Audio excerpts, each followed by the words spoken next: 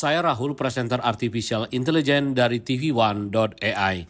Inilah Trending News Jumat 17 Mei 2024. Para eksekutif di Kabinet Perang Israel mulai menunjukkan perpecahan secara terbuka usai Menteri Pertahanan Yoav Gallant mengkritik rencana pasca perang Perdana Menteri Benjamin Netanyahu di jalur Gaza. Gallant menegaskan Israel seharusnya tidak terlibat urusan pemerintahan di Gaza setelah perang dan menentang kontrol militer Israel atas Gaza. Selengkapnya bersama Rania. Perdana Menteri Benjamin Netanyahu terlihat memantau Gaza dari udara bersama perwira militernya. Dengan kewenangan yang dimilikinya, Netanyahu mengatakan akan segera menyelesaikan perang Gaza dengan menggempur Rafah habis-habisan. Setelah itu, Israel akan tetap mempertahankan kendali keamanan keseluruhan atas Gaza setelah perang di masa mendatang, meski tidak disebutkannya dengan istilah pendudukan. הקרב ברפיח הוא קריטי. זה לא רק שארית הגדודים שלהם, זה גם צינורות החמצן שלהם אחורה, למילוט ולהספקה. והקרב הזה שאתם חלק אינטגרלי ממנו, הוא קרב שמכריע הרבה דברים במערכה הזאת. Netanyahu mengisyaratkan dalam balasan yang tidak secara eksplisit menyebut nama Menteri Pertahanan Gallant bahwa menterinya itu sering membuat alasan karena belum menghancurkan Hamas dalam konflik yang sudah memasuki 8 bulan. Sebelumnya, Menteri Pertahanan Yoav Gallant mengatakan bahwa sejak Oktober, ia telah mencoba untuk mempromosikan rencana pembentukan pemerintahan alternatif Palestina yang tidak bermusuhan terhadap Hamas, namun tidak mendapat tanggapan dari Kabinet Israel. Pernyataan Gallant yang disiarkan televisi menandai perbedaan pendapat paling vokal dari eselon atas Israel terhadap Netanyahu. Selama seminggu terakhir, pasukan darat Israel telah kembali ke beberapa wilayah di Gaza Utara yang mereka kuasai dan tinggalkan pada paruh pertama perang. Israel menggambarkan misi baru ini sebagai tindakan keras terencana terhadap upaya kelompok Hamas untuk berkumpul kembali. Namun pertempuran keras dengan kelompok Hamas yang baru-baru ini terjadi di Gaza Utara menyebabkan Israel harus kehilangan banyak prajuritnya yang tewas akibat digempur Hamas ataupun karena salah tembak oleh pasukan Israel sendiri.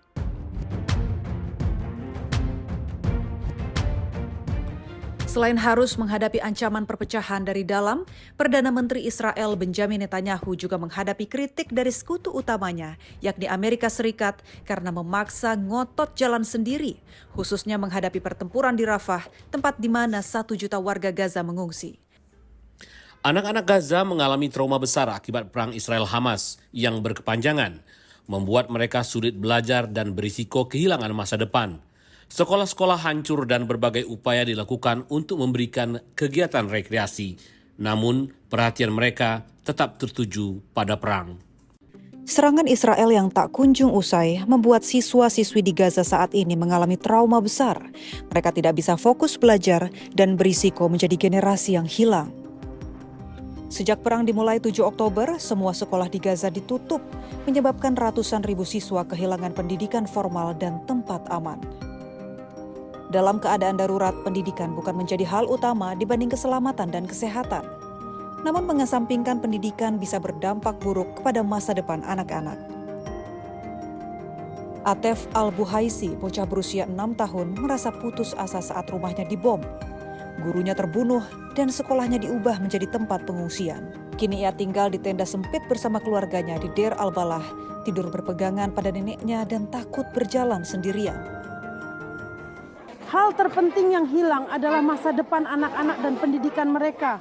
Rumah bukan masalah, uang bisa diperoleh, martir bisa dihasilkan. 1 anak bisa diganti dengan 100 anak.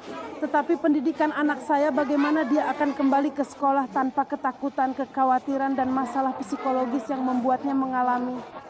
Ketika kami katakan padanya, ayo nenek pergi ke sekolah, dia takut pergi sendiri dan takut masuk ke kelas tanpa ada yang mengantarnya.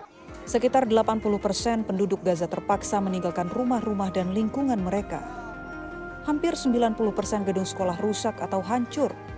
Sebelum perang, Gaza memiliki lebih dari 625.000 siswa dan sekitar 20.000 guru. Tidak ada penelitian yang dilakukan, tidak ada proses pembelajaran yang terjadi, dan mayoritas dari mereka merasakan tekanan emosional yang tinggi akibat perang yang menghancurkan sekolah, dan menghalangi mereka untuk melanjutkan pendidikan di sekolah yang seharusnya mereka hadiri dan menyebabkan mereka berhenti datang ke sekolah. Kegiatan rekreasi seperti bermain, menggambar, dan seni coba diupayakan oleh berbagai kelompok organisasi relawan kemanusiaan. Namun perhatian anak-anak tak bisa teralihkan dari perang. Banyak siswa hanya menggambar tenda, pesawat, dan rudal yang menggambarkan suasana hati mereka saat ini. Menemukan ruang untuk kegiatan belajar mengajar di Gaza saat ini adalah tantangan besar. Beberapa relawan memanfaatkan alam terbuka, bekerja di tenda, atau mencari ruangan yang masih utuh, sambil terus berharap dimulainya gencatan senjata agar mereka bisa kembali menata hidupnya. UNICEF sebenarnya telah berencana mendirikan 50 tenda bagi sekitar 6.000 anak dari usia prasekolah hingga kelas 12 untuk bermain dan pembelajaran literasi di Rafah. Namun rencana ini bisa terganggu oleh invasi darat Israel. Presiden Rusia Vladimir Putin tiba di Beijing untuk melakukan pembicaraan resmi dengan Presiden China Xi Jinping. China menjadi negara pertama yang dikunjungi Putin sejak ia dilantik kembali menjadi presiden untuk masa jabatan 6 tahun. Berikut laporan Anya. Lupakan sejenak Amerika Serikat. Mata dunia kini tertuju ke China ketika Presiden Xi Jinping menggelar upacara militer penuh menyambut kedatangan Presiden Rusia Vladimir Putin pada Kamis pagi di alun-alun di luar gerbang timur Aula Besar Rakyat Beijing. Atas undangan Xi, Putin melakukan kunjungan kenegaraan pertamanya setelah dilantik sebagai Presiden Rusia untuk masa jabatan baru. Karena tahun ini menandai peringatan 75 tahun terjalinnya hubungan diplomatik antara China dan Rusia, Xi dan Putin akan bertukar pandangan mengenai hubungan bilateral, kerjasama di berbagai bidang, serta isu-isu internasional dan regional yang menjadi perhatian bersama selama kunjungan tersebut, menurut Kementerian Luar Negeri Tiongkok. Kedua kepala negara adidaya ini lantas melontarkan pujian saat mereka bertemu muka. Putin menyebut hubungan kedua negara memicu kestabilan bagi dunia, sedangkan Xi memuji hubungan kedua negara sebagai hubungan yang kondusif untuk perdamaian. Dalam beberapa tahun terakhir, China telah memperkuat hubungan perdagangan dan militer dengan Rusia, terutama setelah AS dan sekutunya menjatuhkan sanksi terhadap Moskow atas invasi mereka ke Ukraina. China dianggap berperan penting dalam membantu Rusia bertahan dari sanksi-sanksi tersebut dengan memasok teknologi penting yang digunakan Rusia di medan perang. Rekaman kamera dashboard menjadi bahan bukti di pengadilan Louisville di Amerika Serikat atas kasus pidana lalu lintas yang dilakukan seorang pengemudi pickup yang menabrak truk trailer yang hampir mencelakai pengemudinya. Rekaman kamera dashboard disajikan di pengadilan pada hari Rabu oleh kantor Kejaksaan Jefferson County dalam kasus pidana terhadap seorang pengemudi pickup yang terlihat dalam video tanggal 1 Maret yang membelok di depan sebuah truk trailer.